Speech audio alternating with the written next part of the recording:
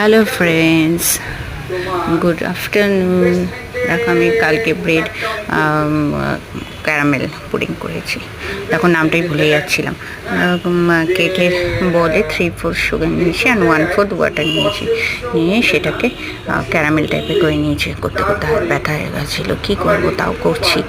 এমনভাবে করেছি এতটাই ঠিক যাতে পড়ে না যায়। তারপর দেখো হোয়াইট ব্রেড নিয়েছি, হোয়াইট ব্রেডের ধারগুলো কেটে নিয়েছি। হোয়াইট ব্রেডই আমার মনে হয় বেশি ভালো হয়। হোয়াইট ব্রেডের ধারগুলো কেটে নিয়ে আর সেই 5-6টা পিস নিয়েছি, সেগুলো একটা ব্রেডগুলোকে দেখো টুকরো টুকরো করে একটা ব্লেন্ডারে নিয়ে নিয়েছি।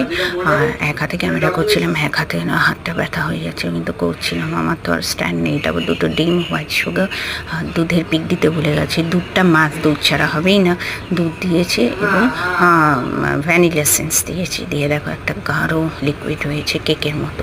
কেকের লিকুইডটা ক্যারামেলের উপরে দিয়ে একটা গ্যাসের উপরে বাটি বসেছি এবং ট্যাপ করে নিয়েছি। এটা কিন্তু ভুলো না। শেষে একটা বাটি নিয়েছি, বাটি তার উপরে কাটোরা নিয়ে বা কাটোরাটাকে উল্টো করে ওই বাটিটা বসিয়ে দিয়েছি। তার আগে দেখো র্যাপিং পেপার দিয়ে র্যাপ করে দিয়েছি যাতে এয়ার না বেরিয়ে যায়।